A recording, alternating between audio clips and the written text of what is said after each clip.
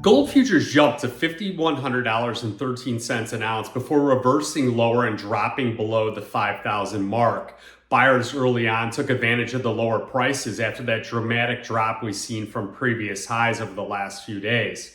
Traders are really watching some of the contract highs on January 29th up at 56.2880, and they're also monitoring the volatility with the average range for the last 10 days sitting at about $260.20. The gold volatility index sits at 41, and last month, precious metals, they did surge due to some speculative trading, geopolitical tensions here, and worries about the Federal Reserve's independence. However, many felt that those gains were excessive and gone too far too fast.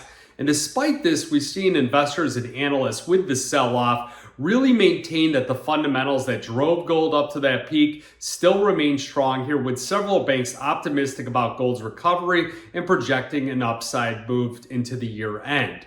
Now, looking at the Federal Reserve and interest rate cut expectations, the CME's Fed Watch tool at the March 18th meeting really indicate here that a 10% likelihood that the Fed may reduce rates by 25 basis points to a range of 3.25 to 3.5.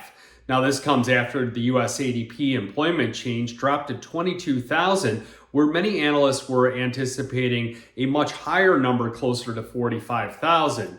We see the June 17th meeting, the expectations are for about a 60% chance of an interest rate cut. Now, looking at the industrial metals, quite a bit of volatility there, and copper prices are declining following a 25-cent rise on Tuesday. This comes as investors redirected their attention back to the demand forecast in China.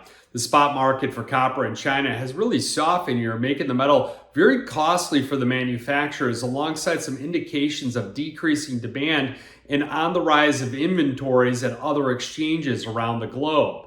Now, the price surge occurred after China's Metal Industry Association really urged those authorities to enhance their strategic reserves for copper and encourage Chinese manufacturers to increase their commercial stockpiles.